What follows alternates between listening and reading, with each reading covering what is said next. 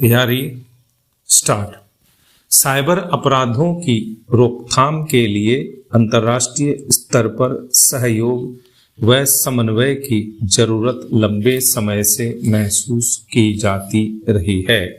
संयुक्त राष्ट्र की पहल के बाद इस मसले पर सर्वसम्मति से मसौदा तैयार करने में दुनिया के देशों ने जो एकजुटता दिखाई है वह भविष्य में साइबर स्पेस को सुरक्षित बनाने की दिशा में मील का पत्थर साबित हो सकती है।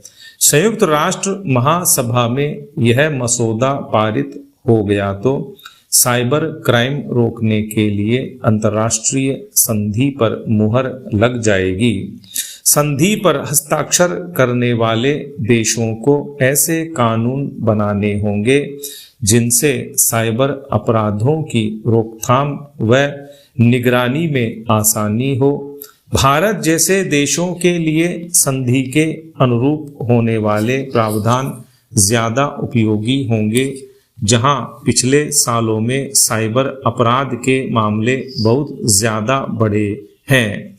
साइबर अपराधों से निपटना बड़ी चुनौती इसलिए भी बन गई है क्योंकि जितनी तेजी से साइबर अपराधों को विफल करने के तकनीकी उपकरण विकसित हो रहे हैं, उससे कहीं ज्यादा रफ्तार से साइबर अपराधियों द्वारा इस्तेमाल किए जाने वाले उपकरण बन रहे हैं।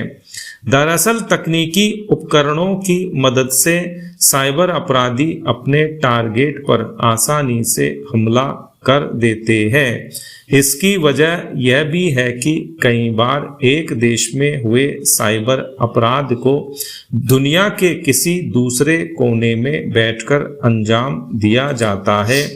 चूंकि अपराध की प्रकृति वैश्विक होती है, इसलिए बगैर किसी वैश्विक संधि के सुरक्षा और जांच एजेंसियों के हाथ बंधे रहते हैं। इस संधि पर हस्ताक्षर करने वाले देशों को सुरक्षा एजेंसियों को ताकतवर बनाने के लिए कानून बनाना होगा। डेटा को अनधिकृत रूप से नुकसान पहुंचाने, हटाने, बदलने या दबाने को अवैध ठहराया जाएगा। साइबर अपराध में इस्तेमाल होने वाले उपकरणों के उत्पादन, खरीद व बिक्री पर रोक के प्रावधान करने होंगे। व्यक्तिगत स्वतंत्रता पर हमले के नाम पर इस तरह की संधि का विरोध भी हो रहा है। दरअसल मानवाधिकार कार्यकर्ताओं, टेक कंपनियों, औद्योगिक संस्थानों और अन्य कई हितधारकों को लगता है कि इस संधि का इस्तेमाल नागरिकों की निगरानी के लिए किया जाएगा। सख्त कानूनों की वजह से कहीं व्यक्ति की निजता से समझौता न हो जाए, यह सुनिश्चित करना ही बड़ा दायित्व होगा। इसीलिए संधि के मसौदे में जांच एजेंसियों को अंतर्राष्ट्रीय मानव अधिकार दायित्वों के अनुरूप शक्ति देने की बात कही गई है।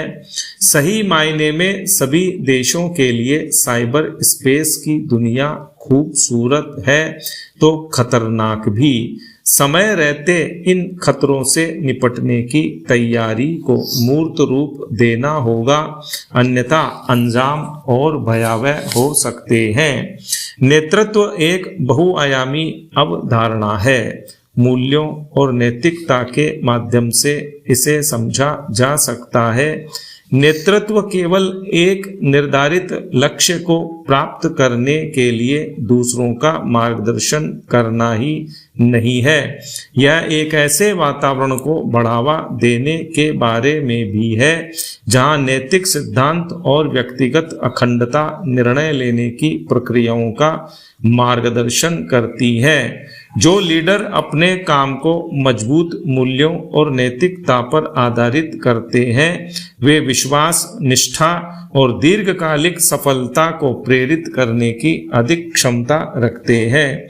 यह दृष्टिकोण न केवल एक लीडर की प्रभावशीलता को बढ़ाता है, बल्कि स्थायी और नैतिक सफलता के लिए एक रूपरेखा भी स्थापित करता है। हमारे मूल्य हमारे मौलिक विश्वास हैं जो हमारे कार्यों और निर्णयों का मार्गदर्शन करते हैं। ये वे सिद्धांत हैं जिन्हें हम महत्वपूर्ण और सार्थक मानते हैं। नेतृत्व में मूल्य एक लीडर की दृष्टि और कार्यों की आधारशिला के रूप में कार्य करते हैं। वे एक संगठन की संस्कृति को आकार देते हैं। एक लीडर अपनी टीमों, हितधारकों और व्यापक समुदाय के साथ कैसे बातचीत करता है, यह भी मूल्यों पर आधारित होता है। ईमानदारी, सम्मान और सहानुभूति जैसे मूल्य एक संगठन के भीतर गतिशीलता को गहराई से प्रभावित कर सकते हैं। टीमों को एक साझा उद्देश्य और सामूहिक उपलब्धि की ओर ले जा सकते हैं। उदाहरण के लिए, एक लीडर जो ईमानदारी को महत्व देता है, वह अपने व्यवहार में ईमानदारी और पारदर्शिता को प्राथमिकता देगा। यह मूल्य चुनौतियों के प्रति उनके दृष्टिकोण, सफलता और विफलता का सामना करने के तरीके और दूसरों के साथ उनके व्यवहार में प्रतिबिंबित होगा। ईमानदारी को अपनाने वाले लीडर ऐसा माहौल बनाते हैं जहां सच्चाई की अपेक्षा की जाती है और उसकी सराहना की जाती है। इससे संगठन में विश्वास की संस्कृति को बढ़ावा मिलता है।